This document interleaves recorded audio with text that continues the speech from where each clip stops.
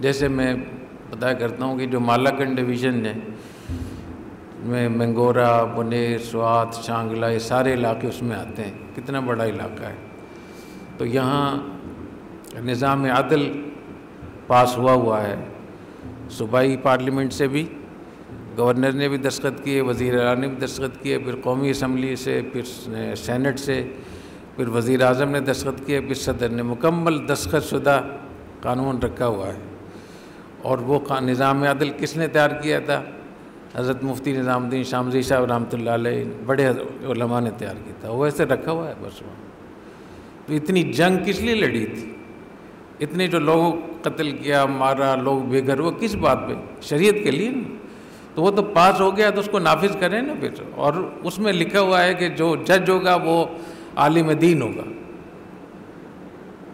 اب یہاں بہت سارے علماء کرام ہیں جن کو جگہ نہیں مل رہی، تو وہاں ان کو جج بنائیں نا، وہاں اپنے مدرسے میں ایک ادارہ قائم کریں جس میں قضاء، تحکیم وہ پڑھائیں، اور ان کو عصری تعلیم بھی ہو، اور ان کو آگے بھیجیں وہاں۔ حکومت سے مطالبہ رکھیں کہ نظام عدل پاس ہوا ہے، لہٰذا عدالتوں کو شروع کریں وہاں۔ تو ایسے ہی جو بلوچستان کے بہت سارے، بلوچستان کے کتنے طلبہ آئے ہیں؟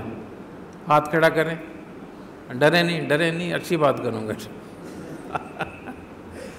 تو دیکھیے بھی آپ کے جو 16 اضلاع ہیں، ان 16 اضلاع میں ابھی تک پاکستان کے آئین کے مطابق ہر عدالت میں جو سول جج ہوتا ہے اس کے برابر ایک عالم دین ہوگا، اور اس عالم دین کا گریڈ بھی وہی ہوگا جو سول جج کا ہے، اس کی اختیارات بھی وہی ہوں گے، اس کی طاقت بھی اتنی ہی ہوگی دیوانی کیسوں میں، اور اس کی سہولتیں، تنخواہیں سب وہی ہیں، جو کوئی فرق نہیں ہے بالکل۔